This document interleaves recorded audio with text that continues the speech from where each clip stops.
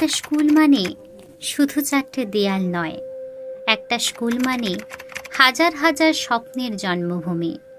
কিন্তু সেই স্বপ্নগুলো আজ একে একে নিভে যাচ্ছে। নীতি আয়োগের school education system in India report দেশের শিক্ষা ব্যবস্থার এক নির্মম বাস্তবতাকে সামনে এনে দিয়েছে। ভাবুন, ৯৮,৫৯৯টি স্কুলে ছাত্রীদের জন্য আলাদা শৌচাগার নেই। ১,১৯,০০০ স্কুলে এখনো বিদ্যুৎ পৌঁছায়নি। ৬০,০০০ স্কুলে হাত ধোয়ার ব্যবস্থা নেই।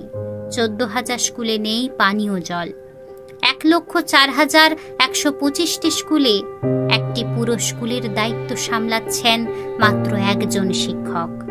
এদিকে বিহারে ২ লক্ষ, ঝাড়খণ্ডে ৮০,০০০, মধ্যপ্রদেশে ৪৭,০০০ শিক্ষক পদ বছরের পর বছর খালি পড়ে আছে। আরও ভয়ঙ্কর ছবি সামনে আসে যখন দেখা যায় গত ১০ বছরে বন্ধ হয়েছে ৯৪,০০০ স্কুল। একই সময়ে বেসরকারি স্কুলের সংখ্যা বেড়ে গেছে কয়েক হাজার নয়, প্রায় ৫১,০০০।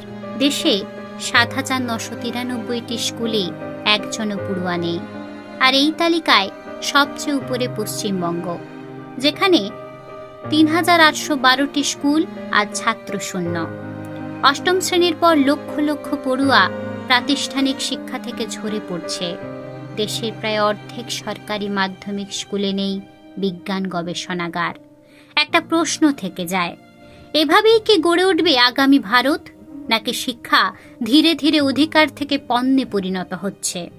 কারণ একটা স্কুল বন্ধ হলে শুধু একটি ভবন বন্ধ হয় না, বন্ধ হয়ে যায় অসংখ্য শিশুর আগামী, অসংখ্য পরিবারের স্বপ্ন আর একটি দেশের ভবিষ্যতের দরজা।